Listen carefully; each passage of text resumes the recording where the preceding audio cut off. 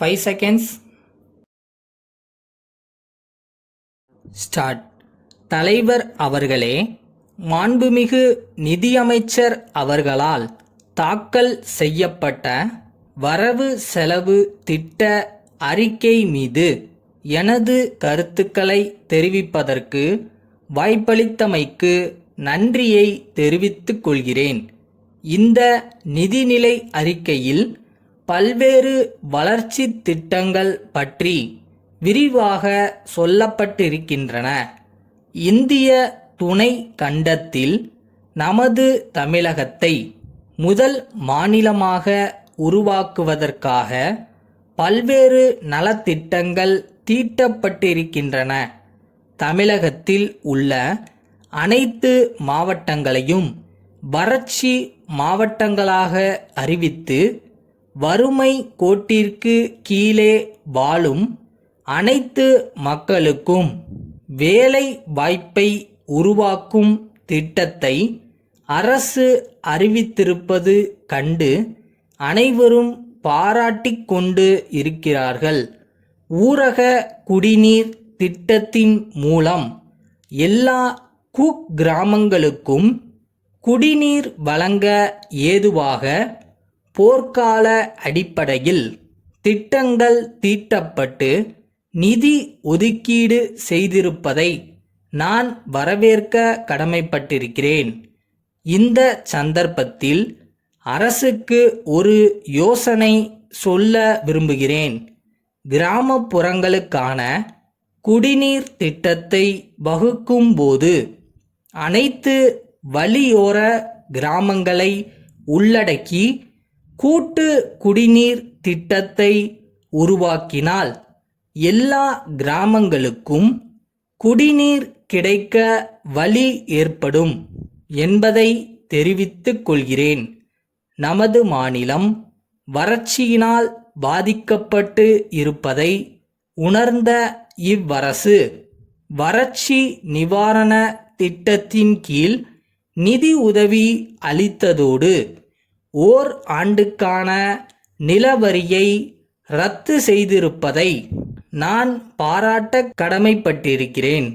மேலும் விவசாயிகள் நடப்பாண்டில் பெற்றுள்ள குறுகிய கால கடன்களுக்கு செலுத்த வேண்டிய வட்டியை முழுமையாக தள்ளுபடி செய்து சாதனை படைத்ததற்காக இவ்வரசுக்கு நன்றி தெரிவித்துக் கொள்கிறேன்.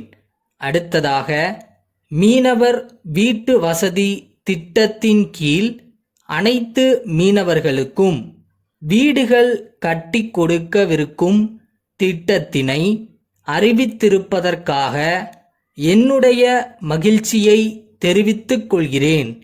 கடலில் மீன்பிடிக்க செல்ல முடியாத காலங்களில் மீனவர்களின் குடும்பங்களை பாதுகாக்கும் வகையில் 3 மாத காலத்திற்கு நிவாரண உதவியை வழங்க அரசு முன்வர வேண்டும் என்ற எனது கோரிக்கையை அரசுக்கு தெரிவித்துக் கொள்கிறேன். அதேபோன்று ஆதி திராவிடர்கள் மற்றும் மிகவும் பிற்படுத்தப்பட்டவர்களின் நலனுக்காகவும் பல்வேறு திட்டங்கள் இந்த நிதிநிலை அறிக்கையில் சொல்லப்பட்டிருக்கின்றன. ஆதி திராவிடர் இன மக்களின் குழந்தைகளுக்கு சைக்கிள்கள் வழங்குவதைப் போல மிகவும் பிற்படுத்தப்பட்ட மக்களின் குழந்தைகளுக்கும் வழங்க வேண்டுமென்று அரசை கேட்டுக்கொள்கிறேன். பொது சுகாதாரத்தை மேம்படுத்தவும் கிராமப்புறங்களில் உள்ள ஏழை எளிய மக்கள் தங்களுக்கு வைத்திய வசதியை பெற வேண்டும் என்பதற்காகவும் போதிய நிதி ஒதுக்கியிருப்பதை நான் வரவேற்கிறேன். கிராமப்புறங்களில் செயல்படும் ஆரம்ப சுகாதார நிலையங்களில் இடவசதி இல்லாததால் நோயாளிகளுக்கு படுக்கை வசதிகளை ஏற்படுத்தி தர வேண்டுமென்று கேட்டுக்கொண்டு என் உரையை நிறைவு செய்கிறேன். வணக்கம். வேலூரில் இருக்கும் சரவணபவா அரிசி ஆலை நிறுவனம், சென்னை கிழக்கு தாம்பரம் சண்முகம் சாலையிலுள்ள ரங்கா அரிசி மண்டி உரிமையாளருக்கு எழுதிய கடிதம். அன்புடையீர், நாங்கள் புதியதாக அரிசி அரவை தொழிற்சாலையை ஆரம்பித்து உள்ளோம். வேலூர் மாவட்டம் சிறந்த ரக அரிசியை உற்பத்தி செய்வதில் முன்னோடி மாவட்டங்களில் ஒன்றாக திகழ்வதை தாங்கள் ஏற்கனவே அறிந்திருப்பீர்கள். நாங்கள் பொன்னி, சிறுமணி போன்ற உயர்ந்த ரக அரிசியை மிக சன்னமான முறையில் அரவை செய்து தமிழகத்தில் உள்ள அனைத்து மொத்த வியாபாரிகளுக்கும் அனுப்பி வருகின்றோம்.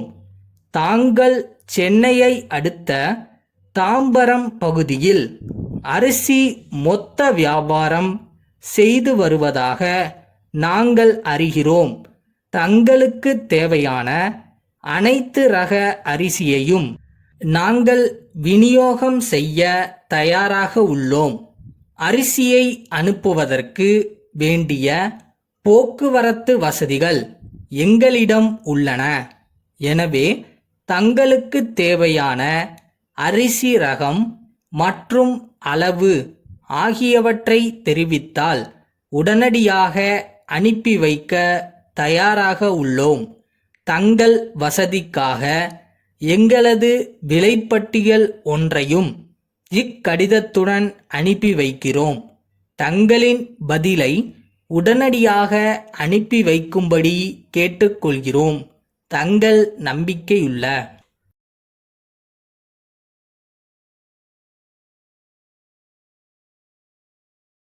உங்களோட குறிக்கோள், லட்சியம், திங்கிங் எல்லாம் பெருசா வைங்க. அதை விட கொஞ்சம் பெருசா உங்களோட கனவை வைங்க.